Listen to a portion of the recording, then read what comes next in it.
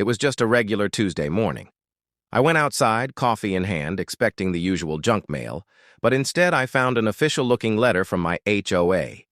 It was marked URGENT, and inside was a demand: remove the oak tree in my front yard within 7 days or face daily fines of $250. I stood there stunned. This tree had been there for 5 years.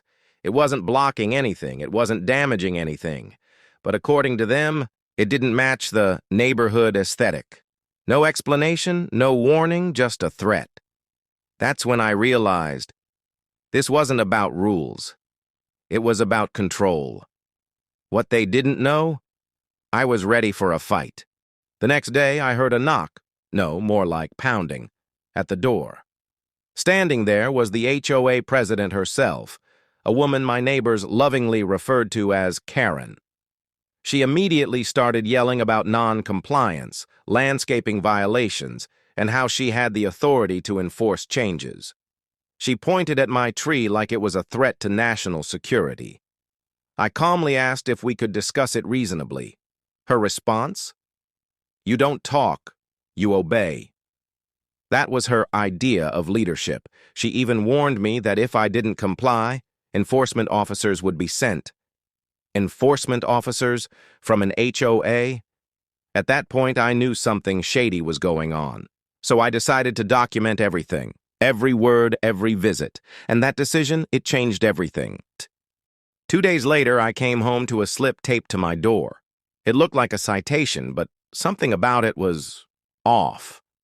The logo looked like it was copied from Google Images. The text had typos.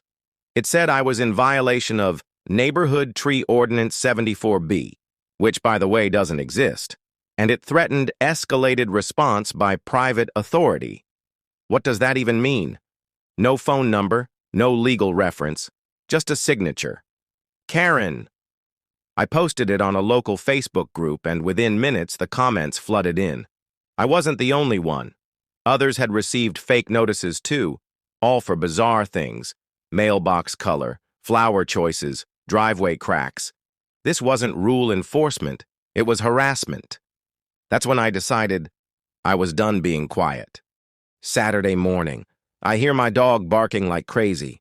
I look out the window and see 2 guys walking toward my front door. They're in dark uniforms, but no official badges.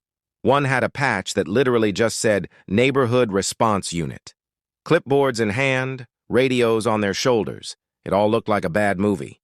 They claimed to be contracted enforcers from the HOA and said they were here to inspect my property for violations. I asked for ID.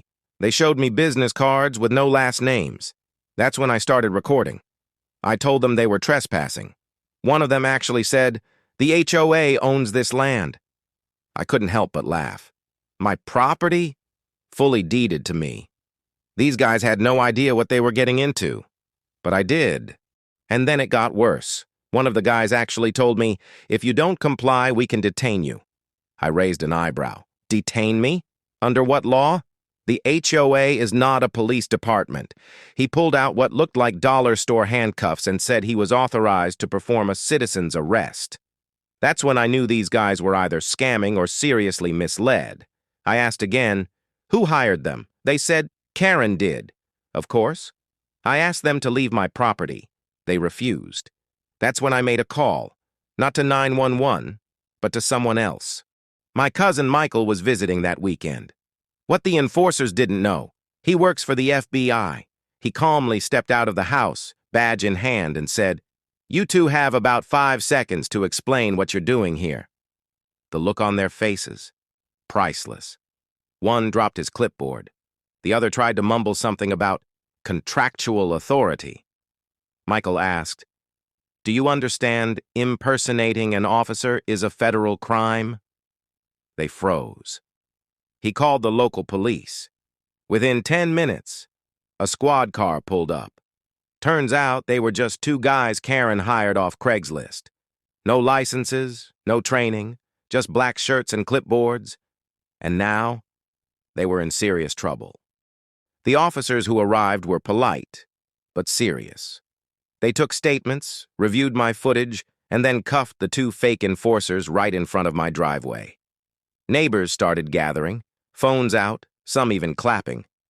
Karen wasn't there, of course. She never shows up when it gets real, but her little power game had gone too far. One officer turned to me and said, "You did the right thing documenting all this." Turns out this HOA had been overstepping boundaries for years, and no one had pushed back. Until now. As the fake cops were driven away, one turned to me and said, "It was just a job." But impersonating authority? That's not a job. That's a crime. A week later, I got another letter. This one came certified. It was from the HOA board, not Karen, and it read like a lawyer wrote it. Lots of vague apologies, claims of miscommunication, and promises to review protocol. No real admission, no accountability. But it ended with one line: "You are no longer in violation of HOA standards." I framed that line. Since then, I've started speaking out, helping others understand their rights and pushing back against HOA abuse. Because the truth is, when enough people say no, bullies lose their power.